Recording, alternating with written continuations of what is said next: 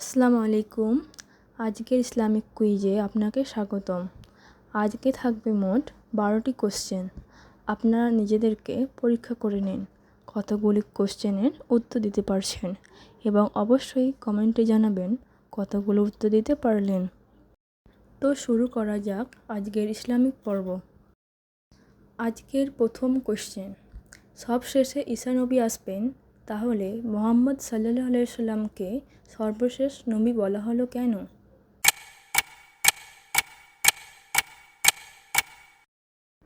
সঠিক উত্তর হবে ঈসা আলাইহি ওয়াসাল্লাম শেষ নবীর উম্মত হয়ে আসবেন, নবী হয়ে নয়।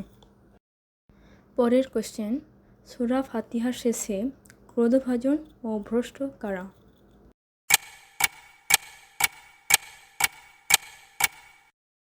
সঠিক উত্তর হবে ইয়াহুদি ও খ্রিস্টানরা। পরের কোশ্চেন, সবচেয়ে বেশি হাদিস বর্ণনা করেছেন কোন সাহাবী?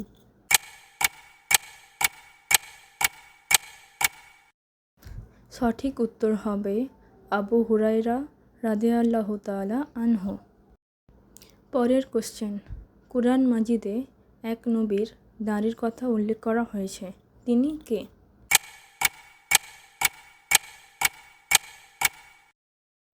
কুরআন মাজিদে হারুন নবীর দাড়ির কথা উল্লেখ করা হয়েছে। পরের কোশ্চেন, নবী ও রাসূলের মধ্যে পার্থক্য কী?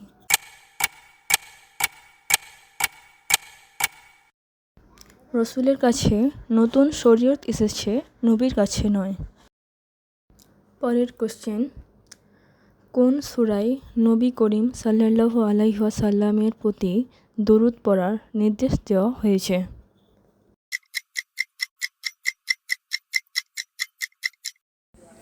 সঠিক উত্তর হবে সূরা আহজাব। পরের কোশ্চেন, কুরআনে উল্লেখিত ইয়াউক কিসের নাম?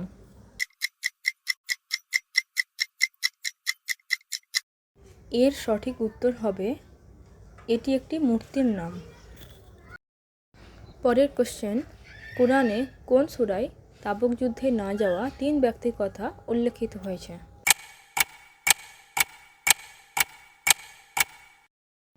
এর সঠিক উত্তর হবে সূরা তাওবা।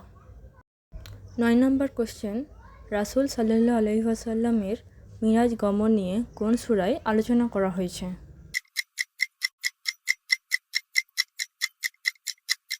সঠিক উত্তর হবে সূরা বনী ইসরাঈল। পরের কোশ্চেন, কুরআনে কার প্রসঙ্গে কবরের আযাবের কথা উল্লেখ করা হয়েছে?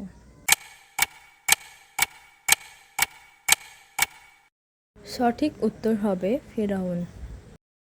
পরের কোশ্চেন, পাহাড়ের নামে কোন সূরার নামকরণ করা হয়েছে?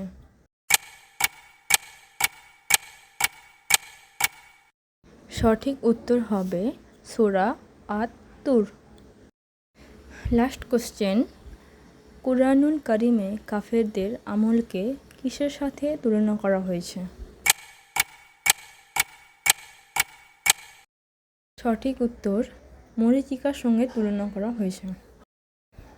তো আপনারা কমেন্ট বক্সে অবশ্যই লিখে যাবেন আপনাদের স্কোর কত হয়েছে।